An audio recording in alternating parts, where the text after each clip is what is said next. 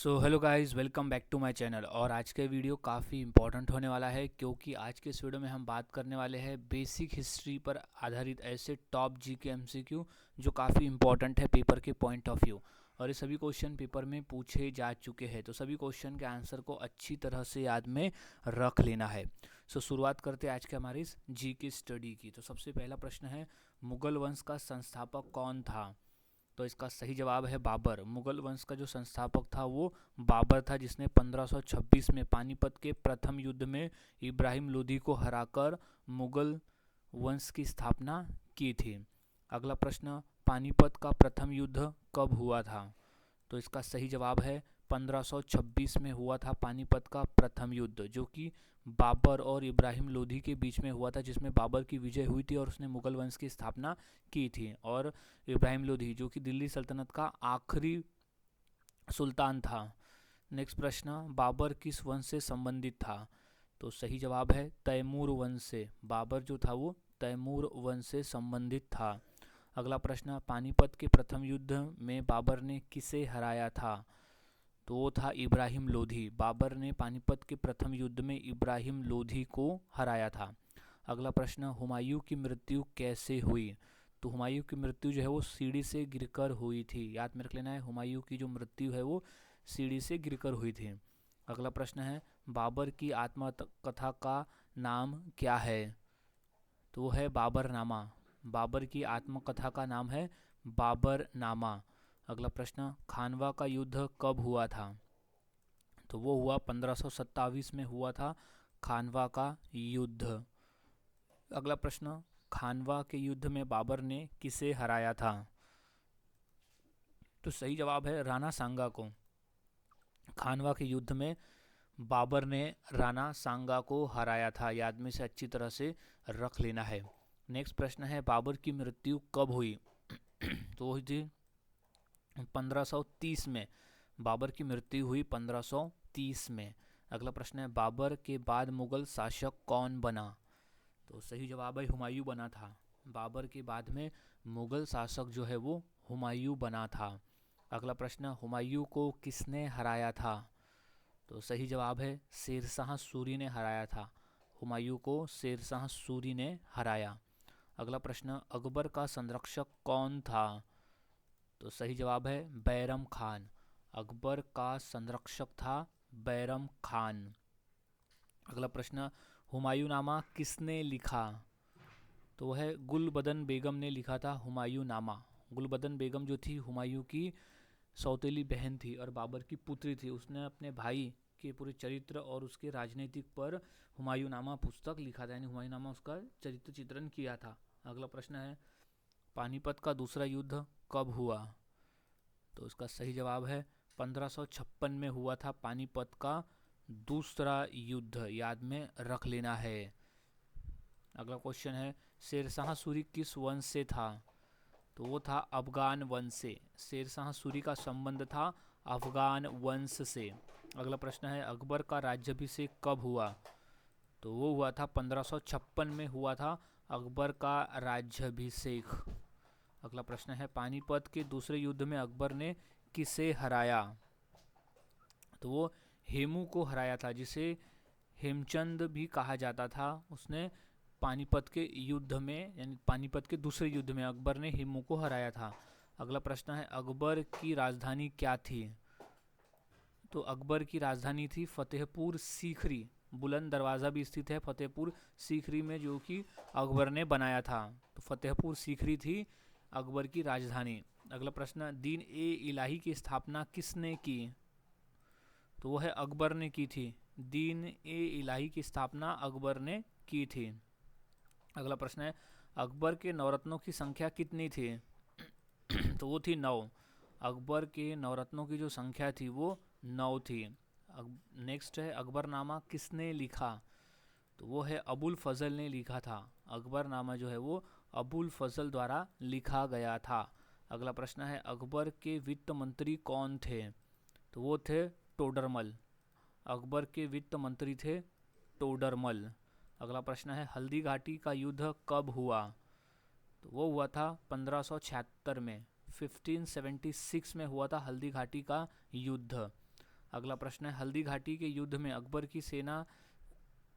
की ओर से सेनापति कौन था? तो वो था मानसिंह। हल्दी घाटी के युद्ध में अकबर की ओर से सेनापति था मानसिंह। अगला प्रश्न है अकबर की मृत्यु कब हुई? तो वो हुई थी 1605 में। अकबर की मृत्यु हुई सन 1605 में। अगला प्रश्न है अकबर के बाद शासक कौन बना? तो वो है जहांगीर बना था। अकबर के बाद में शासक जो है वो जहांगीर बना था। अगला प्रश्न है जहांगीर का वास्तविक नाम क्या था? तो इसका सही जवाब है सलीम। जहांगीर का वास्तविक नाम था सलीम। अगला प्रश्न तुजुक ए जहांगीरी किसने लिखी? तो वो जहांगीर ने लिखी थी। तुजुक ए जहांगीरी पुस्तक जो है वो जहांगीर ने लिखी थी। अगला प्रश्न है जहांगीर की पत्नी नूरजहां का वास्तविक नाम क्या था? तो वो था मेहरुन्निसा। जहांगीर की पत्नी नूरजहां का वास्तविक नाम था मेहरुन्निसा। अगला प्रश्न है शाहजहां का वास्तविक नाम क्या था? तो वो था खुर्रम। शाहजहां का वास्तविक नाम था खुर्रम। अगला प्रश्न है ताजमहल किसने बनवाया? तो वो शाहजहां ने बनवाया था। ताजमहल जो है वो शाहजहां ने बनवाया था। अगला प्रश्न है ताजमहल कहाँ स्थित है? तो वो आगरा में स्थित है। ताजमहल जो है वो आगरा में स्थित है। अगला प्रश्न है मुमताज महल किसकी पत्नी थी? तो वो शाहजहां की पत्नी थी मुमताज महल, जिसकी याद में शाहजहां ने ताजमहल बनवाया था। अगला प्रश्न शाहजहां के समय की प्रसिद्ध इमारत कौन सी थी? तो वो थी लाल किला, जो कि शाहजहां ने बनवाया था, लाल किला। अगला प्रश्न है शाहजहांनामा किसने लिखा था? तो वो इनायत खान ने लिखा था शाहजहांनामा। अगला प्रश्न है औरंगजेब का वास्तविक नाम क्या था? तो वो था आलमगीर। औरंगजेब को आलमगीर कहते थे। अगला प्रश्न है औरंगजेब किस उपनाम से प्रसिद्ध था? तो वो आलमगीर नाम से प्रसिद्ध था। औरंगजेब था आलमगीर नाम से प्रसिद्ध। अगला प्रश्न है औरंगजेब के शासन कब शुरू किया औरंगजेब ने? तो वो किया था 1658। 1658 से औरंगजेब ने शासन करना शुरू किया था। अगला प्रश्न है जजिया कर किसने पुनः लगाया था? तो वो औरंगजेब ने लगाया था। जजिया कर जो है वो फिर से औरंगजेब ने लगाया था। नेक्स्ट प्रश्न है औरंगजेब की मृत्यु कब हुई? तो वो हुई थी 1707 में। औरंगजेब की जो मृत्यु है वो 1707 में हुई थी। अगला प्रश्न है औरंगजेब की राजधानी क्या थी? तो वो थी दिल्ली।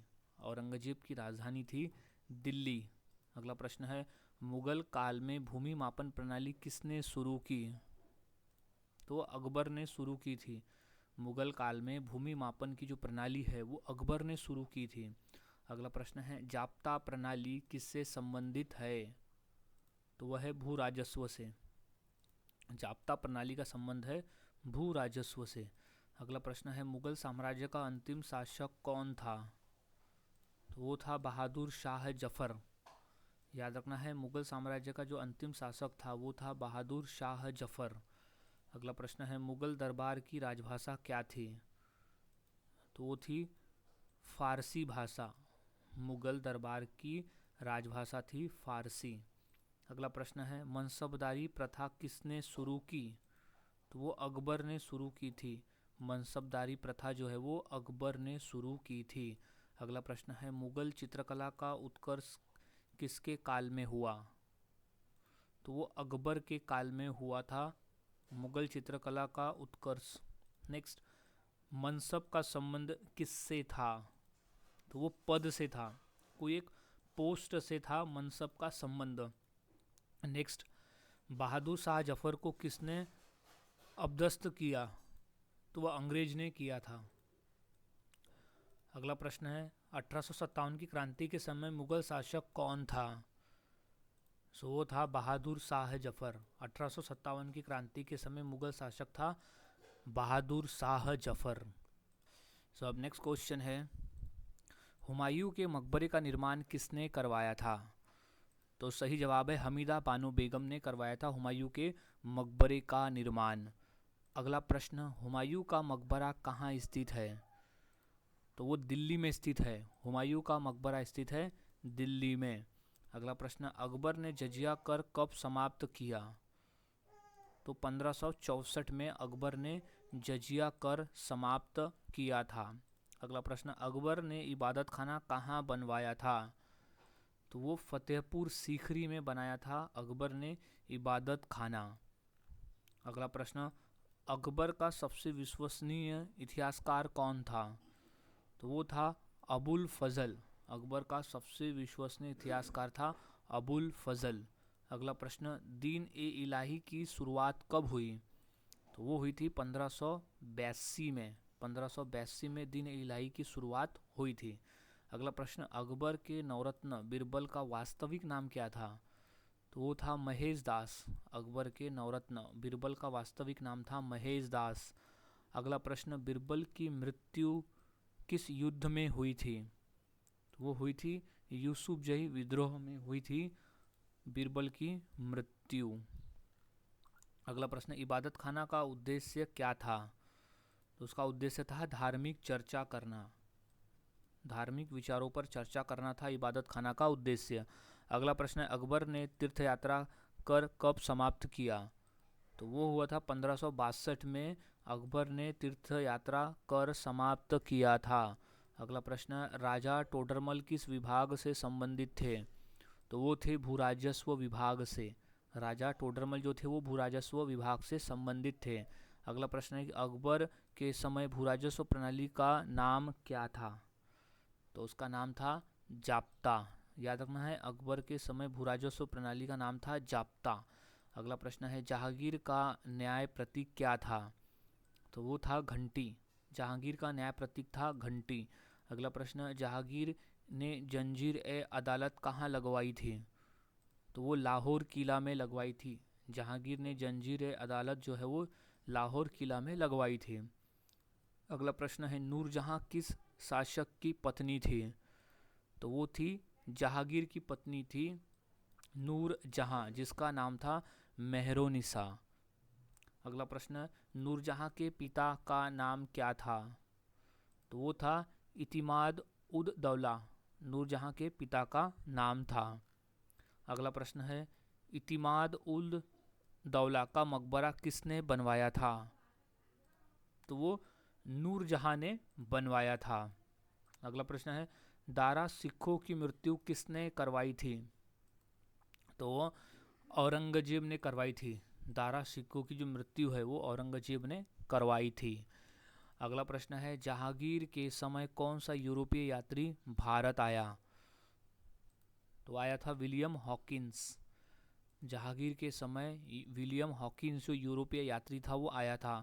अगला प्रश्न, औरंगजेब ने अपने पिता शाहजहां को कहाँ कैद किया था? तो वो आगरा किले में कैद किया था औरंगजेब ने अपने पिता शाहजहां को। अगला प्रश्न, शाहजहां ने किसे उत्तराधिकारी बनाना चाहा? तो वो दारा सिक्को को सबसे पहले उसने उत्तराधिकारी बनाना चाहा, लेकिन दारा सिक्को की मृत्यु जो है वो, उसकी जो हत्या है वो औरंगजेब ने करवाया था। उसके बाद फिर औरंगजेब बादशाह बना। अगला प्रश्न है, छत्रपति शिवाजी महाराज किस मुगल शासक के समकालीन थे? तो वो थे औरंगजेब के समय थे। छत्रपति शिवाजी महाराज औरंगजेब के समय में थे। अगला प्रश्न है, औरंगजेब के शासन की सबसे बड़ी चुनौती क्या थी? तो वो थी मराठा। औरंगजेब के शासन की सबसे बड़ी चुनौती थी मराठा। अगला प्रश्न है, औरंगजेब ने कौन सा संगीत वाद्य प्रतिबंधित किया? तो वो दरबारी संगीत प्रतिबंधित किया था औरंगजेब ने। अगला प्रश्न है, औरंगजेब की धार्मिक नीति कैसी थी? तो वो कट्टर थी। औरंगजेब की जो धार्मिक नीति थी वो कट्टर थी। याद में इसे रख लेना है, कट्टरता थी। अगला प्रश्न है, औरंगजेब के समय कौन सा सिख गुरु शहीद हुआ था? तो वो था गुरु तेग बहादुर। औरंगजेब के समय में गुरु तेग बहादुर शहीद हुए थे। अगला प्रश्न है, मुगल काल में प्रशासन की सबसे छोटी इकाई क्या थी? तो वो थी गांव। अगला प्रश्न है, सूबेदार किसका प्रमुख होता है? तो वो होता है सूबा का। सूबेदार जो है वो सूबा का प्रमुख होता है। अगला प्रश्न है, फौजदार किस स्तर का अधिकारी होता है? तो वो होता है परगना का। परगना स्तर का अधिकारी होता है फौजदार। अगला प्रश्न है, मुगल काल में न्याय विभाग का प्रमुख कौन था? तो वो था काजी। मुगल काल में न्याय विभाग का प्रमुख था काजी। अगला प्रश्न है, मुगल सेना का सर्वोच्च सेनापति कौन होता है? तो वो होता है बादशाह। मुगल सेना का जो सर्वोच्च सेनापति होता है वो होता है बादशाह। अगला प्रश्न, अकबर के समय कौन सा कर कृषि पर लगता था? तो वो खिराज कर। खिराज कर जो है वो कृषि पर लगता था।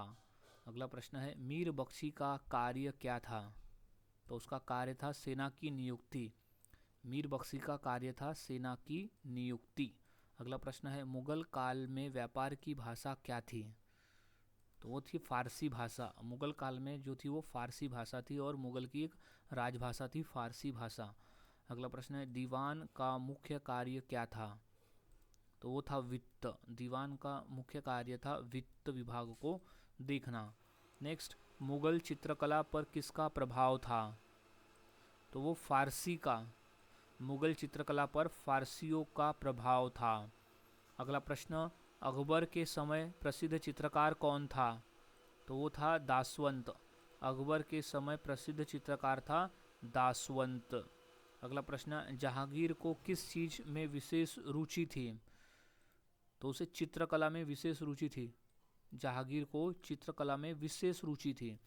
अगला प्रश्न है, शाहजहां का शासन किस लिए प्रसिद्ध है? तो वो वास्तुकला के लिए प्रसिद्ध है। शाहजहां का जो शासन है वो वास्तुकला के लिए प्रसिद्ध है। अगला प्रश्न है, नादिर शाह ने दिल्ली पर आक्रमण कब किया? तो वो किया था 1739 में। नादिर शाह ने दिल्ली पर आक्रमण 1739 में किया था। अगला प्रश्न है, मुगल काल में लाल किला किसने बनवाया था? तो वो शाहजहां ने बनवाया था। मुगल काल में जो लाल किला है वो शाहजहां ने बनवाया था। अगला प्रश्न है, मुगल साम्राज्य का पतन किस कारण हुआ? तो कमजोर उत्तराधिकारी, बाहरी आक्रमण और आर्थिक संकट, ये तीनों कारण थे मुगल साम्राज्य के पतन का। तो ऑप्शन नंबर डी हो जाएगा उपरोक्त सभी। अगला प्रश्न है, औरंगजेब के बाद मुगल साम्राज्य का क्या हुआ?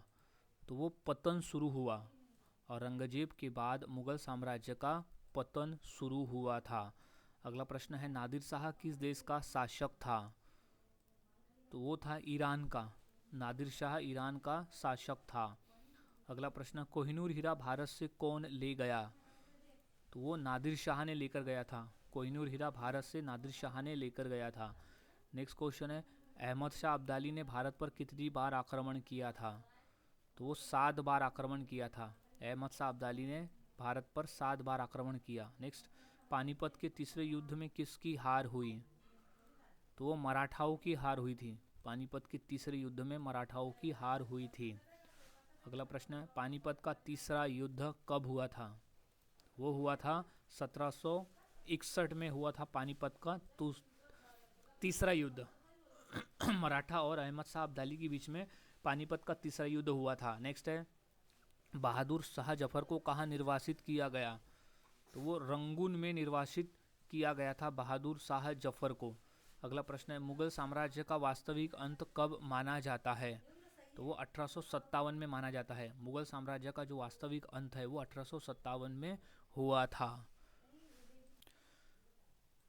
नेक्स्ट क्वेश्चन है, मुगल शासक में सबसे बड़ा प्रांत क्या कहलाता था? तो सही जवाब है सूबा। मुगल शासन में सबसे बड़ा प्रांत जो है वो सूबा कहलाता था।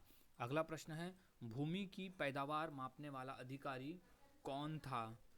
तो इसका सही जवाब हो जाएगा अमीन। भूमि की पैदावार मापने वाला जो अधिकारी था वो था अमीन। अगला प्रश्न, सूबे का प्रमुख अधिकारी कौन होता था? तो होता था सूबेदार। सूबे का प्रमुख अधिकारी जो है वो सूबेदार होता था। अगला प्रश्न है, परगना स्तर पर राजस्व अधिकारी कौन था? तो वो था अमीन। परगना स्तर पर राजस्व अधिकारी था अमीन। नेक्स्ट, मुगल काल में सीकदार का कार्य क्या था? तो वो था कानून व्यवस्था। मुगल काल में सीकदार का जो कार्य था वो था कानून व्यवस्था। अगला प्रश्न, जागीरदार का मुख्य कार्य क्या था?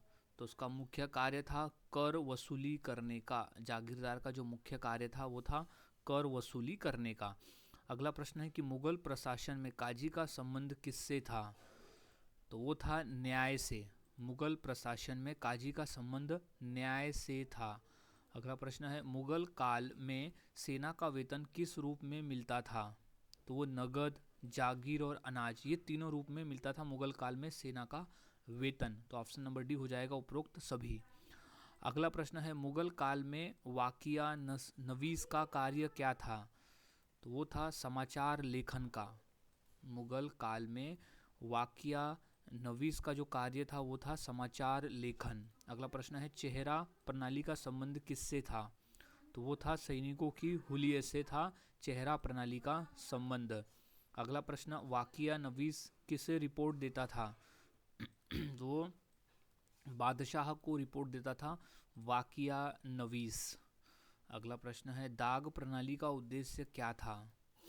तो वो था सैनिकों की पहचान करना। दाग प्रणाली का जो उद्देश्य था वो था सैनिकों की पहचान। अगला प्रश्न है मुगल काल में मनसब क्या दर्शाता था? तो वो दर्शाता था पद और हैसियत। मुगल काल में मनसब जो था वो पद और हैसियत दर्शाता था। अगला प्रश्न है मनसबदारी प्रथा का अंत किसके समय हुआ? तो वो मुगल काल के पतन के साथ में ही मनसबदारी प्रथा का अंत हुआ था। अगला प्रश्न है दाग और चेहरा प्रणाली किससे संबंधित थी? तो वो सेना से संबंधित थी। दाग व चेहरा प्रणाली जो थी वो सेना से संबंधित थी। अगला प्रश्न है उस्र कर किस पर लगता था? तो वो मुसलमानों पर लगता था। नेक्स्ट है खालसा भूमि किसके अधीन होती थी? तो वो सीधे बादशाह के अधीन होती थी। याद में रख लेना है खालसा भूमि जो है वो सीधे बादशाह के अधीन होती थी। अगला प्रश्न है मुगल काल में सिक्कों की ढलाई कहाँ होती थी? तो वो होती थी टकसाल में। मुगल काल में जो सिक्कों की ढलाई है वो टकसाल में होती थी। अगला प्रश्न है अकबर ने भूमि मापन की कौन सी इकाई शुरू की थी? तो वो इलाही गज।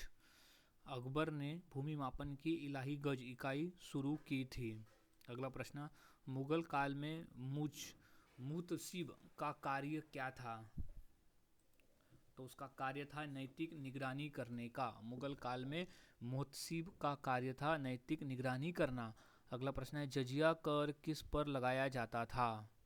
तो वो लगाया जाता था हिंदुओं पर, यानी गैर मुस्लिमों पर लगाया जाता था जजिया कर। इंपॉर्टेंट प्रश्न है ये। नेक्स्ट मुगल काल का प्रसिद्ध स्वर्ण सिक्का क्या कहलाता था? तो वो अशरफी कहलाता था। मुगल काल का जो प्रसिद्ध स्वर्ण सिक्का है वो अशरफी कहलाता था। इंपॉर्टेंट प्रश्न है ये। अब नेक्स्ट क्वेश्चन है कि चांदी का प्रसिद्ध सिक्का कौन सा था? तो वो था रुपया। चांदी का प्रसिद्ध सिक्का था रुपया। अगला प्रश्न तांबे का सिक्का क्या कहलाता था? तो उसे दाम कहते थे। तांबे का सिक्का कहलाता था दाम। अगला प्रश्न मुगल काल में व्यापारिक केंद्र को क्या कहा जाता था? तो सही जवाब है बाजार। मुगल काल में व्यापारिक केंद्र को बाजार कहा जाता था। अगला प्रश्न सराय का निर्माण किस उद्देश्य से होता था? तो वो व्यापारियों और यात्रियों के लिए।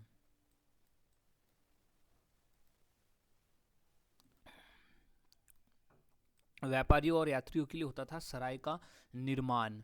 अगला प्रश्न है मुगल काल में प्रसिद्ध सड़क कौन सी थी? वो थी जीटी रोड। मुगल काल में जो प्रसिद्ध सड़क थी वो थी जीटी रोड, यानी ग्रांड ट्रंक रोड, जो कि शेरशाह सूरी ने बनवाया था। अगला प्रश्न जीटी रोड का निर्माण मुल्लत किसने करवाया था? तो मूल रूप से शेरशाह सूरी ने करवाया था। जीटी रोड का निर्माण शेरशाह सूरी द्वारा किया गया था। नेक्स्ट है मुगल काल में शिक्षा का माध्यम क्या था? तो वो था फारसी। मुगल काल में शिक्षा का जो माध्यम था वो था फारसी। अगला प्रश्न मुगल काल में उच्च शिक्षा कहाँ दी जाती थी? तो वो मदरसा में दी जाती थी। मुगल काल में उच्च शिक्षा जो है वो मदरसा में दी जाती थी। अगला प्रश्न अकबर के समय प्रसिद्ध संगीतज्ञ कौन था? तो वो था तानसेन। अकबर के समय प्रसिद्ध संगीतज्ञ जो था वो था तानसेन। अगला प्रश्न तानसेन किस दरबार से संबंधित थे? तो वो थे अकबर से। तानसेन जो थे वो अकबर के दरबार में थे और नवरत्नों में से एक थे। अगला प्रश्न, मुगल काल में प्रमुख उद्योग कौन सा था? तो वो था कपड़ा उद्योग। मुगल काल में प्रमुख उद्योग जो था वो था कपड़ा उद्योग। अगला प्रश्न, मुगल काल में सर्वाधिक निर्यात होने वाली वस्तु क्या थी? तो वो थी कपड़ा। मुगल काल में सर्वाधिक निर्यात होने वाली जो वस्तु थी वो थी कपड़ा। अगला प्रश्न, मुगल काल में यूरोप से क्या आयात होता था? तो वो सोना और चांदी। मुगल काल में यूरोप से सोना और चांदी आयात होता था। अगला प्रश्न, मुगल काल में कारखानों को क्या कहा जाता था? तो वो कारखाना ही कहा जाता था मुगल काल में कारखानों को। अगला प्रश्न, कारखाना किसके अधीन होता था? तो वो है राज्य के अधीन होता था कारखाना। याद रखना है, राज्य के अधीन कारखाना होता था। अगला प्रश्न, मुगल काल में महिलाओं की शिक्षा कैसी थी? तो वो सीमित थी। मुगल काल में महिलाओं की जो शिक्षा थी वो एक सीमित थी। अगला प्रश्न, गुलबदन बेगम किस मुगल शासक की पुत्री थी? तो वो थी बाबर की। गुलबदन बेगम जो थी वो बाबर की पुत्री थी। अगला प्रश्न है, गुलबदन बेगम ने कौन सा ग्रंथ लिखा था? तो वो हुमायूं नामा लिखा था गुलबदन बेगम ने। सो गुलबदन बेगम जो थी वो हुमायूं की सौतेली बहन थी और बाबर की पुत्री थी जिसने हुमायूं नामा लिखा था। और हुमायूं नामा जो है वो अकबर के कहने पर लिखा था गुलबदन बेगम ने। अगला प्रश्न है, भारत छोड़ो आंदोलन के समय वाइसराय कौन था? तो वो था लॉर्ड लिनलिथगो। लॉर्ड लिनलिथगो था भारत छोड़ो आंदोलन के समय वाइसराय। अगला प्रश्न है, आंदोलन शुरू होते ही गांधी जी को कहाँ नज़रबंद किया गया? तो वो साबरमती नहीं सॉरी आगरा आगा खान पैलेस पुणे में। याद रखना है, आगा खान पैलेस पुणे में महात्मा गांधी को नज़रबंद किया गया था आंदोलन शुरू होते ही। अगला प्रश्न है, भारत छोड़ो आंदोलन का मुख्य उद्देश्य क्या था? तो उसका पूर्ण उद्देश्य था कि ब्रिटिश शासन का अंत करना। भारत छोड़ो आंदोलन का मुख्य उद्देश्य था ब्रिटिश शासन का अंत। अगला प्रश्न है, भारत छोड़ो आंदोलन की शुरुआत कब हुई थी? तो वो हुई थी 1942 में। भारत छोड़ो आंदोलन की जो शुरुआत है वो 1942 में हुई थी। अगला प्रश्न है, भारत छोड़ो आंदोलन का प्रस्ताव किस अधिवेशन में पारित हुआ? तो वो बम्बई अधिवेशन में पारित हुआ था भारत छोड़ो आंदोलन का प्रस्ताव।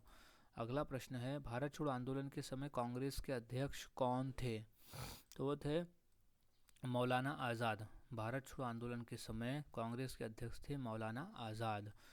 अगला प्रश्न है, भारत छोड़ो आंदोलन की घोषणा कहाँ की गई थी? तो वो बम्बई में की गई थी। भारत छोड़ो आंदोलन की घोषणा जो है वो बम्बई में की गई थी। अगला प्रश्न है, भारत छोड़ो आंदोलन का नारा क्या था? तो वो था करो या मरो का नारा, जो कि महात्मा गांधी ने भारत छोड़ो आंदोलन के समय में दिया था। और एक और नारा था कि अंग्रेजों भारत छोड़ो। अगला प्रश्न, भारत छोड़ो आंदोलन किस युद्ध के दौरान हुआ? तो वो है द्वितीय विश्व युद्ध के दौरान हुआ था भारत छोड़ो आंदोलन। अगला प्रश्न है, करो या मरो का नारा किसने दिया था? तो वो था महात्मा गांधी जी ने दिया था करो या मरो का नारा। और कब दिया था? तो वो दिया था 1942 में भारत छोड़ो आंदोलन के दौरान दिया था करो या मरो का नारा। सो गाइज, आज के इस वीडियो में हमने 150 क्वेश्चंस की प्रैक्टिस की जो काफ़ी इंपॉर्टेंट थे पेपर के पॉइंट ऑफ व्यू। तो यहाँ सभी क्वेश्चन के आंसर को अच्छी तरह से याद में रख लेना है क्योंकि सभी क्वेश्चन पेपर में पूछे जा चुके हैं। सो मिलता हूँ ऐसे ही और नई जी के क्वेश्चंस के साथ अगली वीडियो में। तब तक के लिए चैनल के साथ बने रहे, वीडियोस को देखते रहे और इसी तरह से रोज़ाना जीके की प्रैक्टिस करते रहे।